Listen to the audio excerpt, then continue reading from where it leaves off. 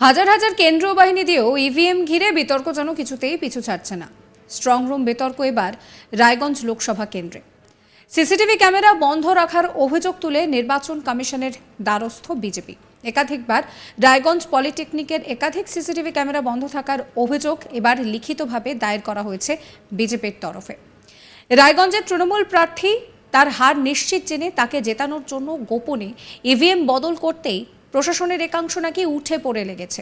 তাই কারচুপি করতেই এই সিসিটিভি ক্যামেরাগুলি বন্ধ করা হচ্ছে অভিযোগ তুলেছে বিজেপি। বিজেপির এই অভিযোগকে কেন্দ্র করে রীতিমতন শোরগোল পড়ে গিয়েছে। আপনাদের শোনাবো জেলা বিজেপি নেতা মানস ঘোষ কি বলছেন।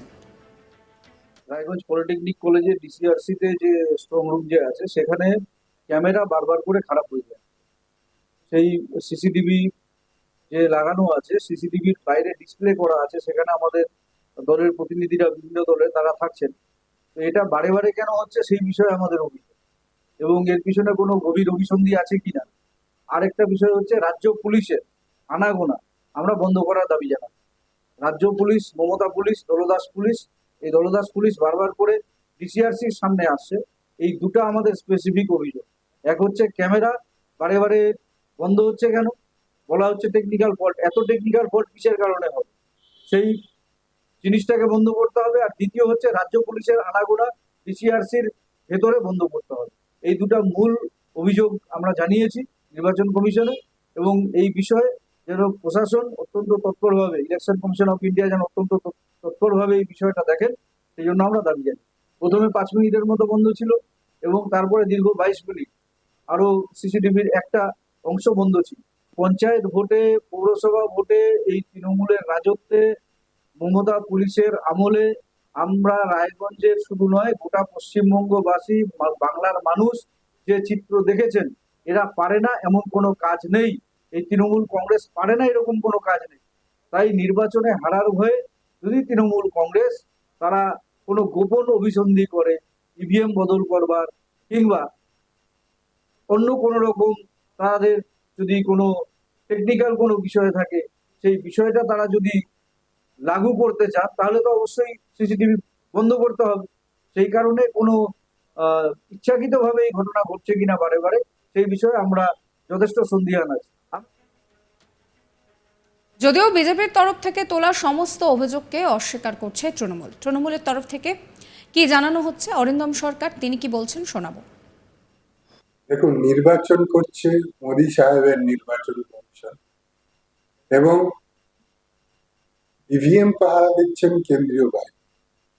তাতেও যদি বিজেপির আতঙ্ক না কাটে, সে বিষয়ে আমাদের তো করণীয় কিছু নেই। তবে এইটুকু বলতে পারি যে ওনারা যে আশঙ্কা করছেন যে ওনাদের নির্বাচন কমিশন বিক্রি হতে পারে, ওনাদের প্যারামিলিটারি বিক্রি হতে পারে, এটা আসলে কিন্তু ওনাদের বিরুদ্ধেই যায়। আসলে এরা সব মূর্খ, বেশিরভাগই বিজেপি জানেন, বিজেপি মানে কোনটা। সেই জন্য এই ধরনের কথাবার্তা বলছি।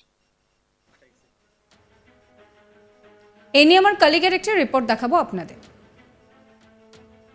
গত মাসের 26শে এপ্রিল দ্বিতীয় দফা ভোট অনুষ্ঠিত হয়েছিল উত্তর দিনাজপুর জেলার রায়গঞ্জ লোকসভা কেন্দ্রে।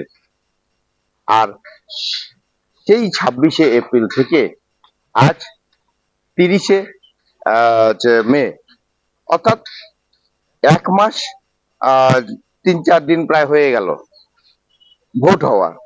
কিন্তু এই ভোটকে কেন্দ্র করে রাজনীতির ময়দানে বিতর্ক একসময় যখন প্রচার হয়েছিল তখন বিতর্কের দানা বাঁধলেও এখন কিন্তু সেই বিতর্কের দানা কিন্তু এসে পৌঁছে গিয়েছে স্ট্রং রুমেও।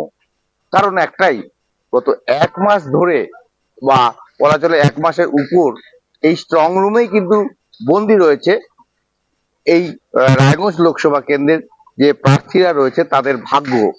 অর্থাৎ যে সমস্ত ভোটাররা ভোট দিয়েছেন ইভিএম এ, সেই ইভিএম এর সেই জন যে দেবতা, অর্থাৎ এই ভোট গণতন্ত্র উৎসবে যে গণতন্ত্রের দেবতা অর্থাৎ ভোটাররা, তাদের রায় কিন্তু ইভিএম এ কিন্তু বন্দী রয়েছে।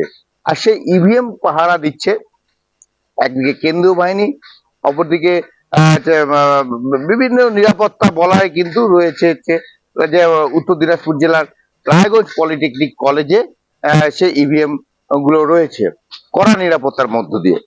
কিন্তু আশ্চর্যের সাথে লক্ষ্য করা গেল যে যে উত্তর দিনাজপুর জেলা বিজেপি নেতৃত্ব তারা কিন্তু নির্বাচন কমিশনের দ্বারস্থ হলো। অর্থাৎ কি কারণে সেটা আমরা জানতে পারি যে ইভিএম যেগুলো রয়েছে স্ট্রং রুমে সেগুলো পাহারা দেওয়ার জন্য যে সিসিটিভি ক্যামেরা রয়েছে সেই সিসিটিভি ক্যামেরায় নাকি মাঝে মধ্যেই খারাপ হয়ে যাচ্ছে।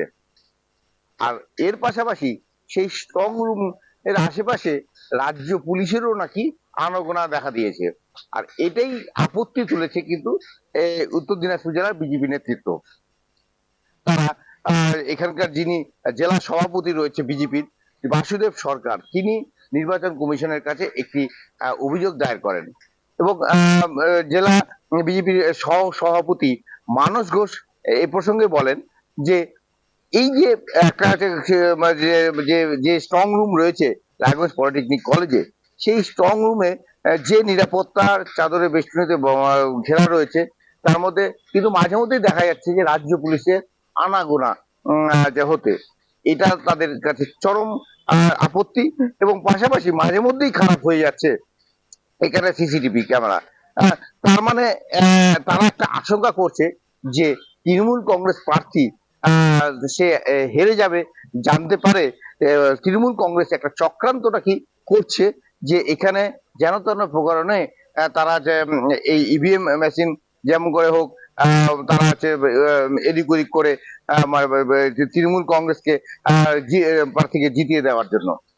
অন্যদিকে যে জেলা তৃণমূলের যিনি রয়েছেন নেতা অরিন্দম সরকার, তিনি এই যে বিজেপির যে অভিযোগ করেছেন তার কিন্তু তীব্র বিরোধিতা করে বলেন যে এই যেখানে স্ট্রং রুম রয়েছে অর্থাৎ রায়গঞ্জ পলিটেকনিক কলেজে, সেই স্ট্রং রুম এর আশেপাশে কিন্তু নিরাপত্তার চাদর কিন্তু ইতিমধ্যেই কিন্তু মুড়ে দেওয়া হয়েছে এবং কারণ কেন্দ্রীয় বাহিনী সেখানে রয়েছে, সেই কেন্দ্রীয় বাহিনী কিন্তু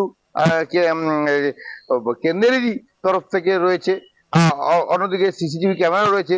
এখানে বিজেপি প্রার্থী হেরে যাবে এবং তার জন্যই কিন্তু তারা একটা তাদের এই ধরনের উল্টাপাল্টা মন্তব্য করছে। অর্থাৎ বলা চলে যে স্ট্রং রুমের যে বিতর্ক সেটা কিন্তু এখন একটা রাজনীতি বিতর্কের মতন শুরু হয়েছে উত্তর দিনাজপুর জেলায়। এখন দেখার বিষয় আগামী দিন কি হয় এই স্ট্রং রুম বিতর্ককে কেন্দ্র করে। সাবস্ক্রাইব করবেন আজ তাক বাংলার ইউটিউব চ্যানেলকে, ফলো করবেন হোয়াটসঅ্যাপ চ্যানেলও।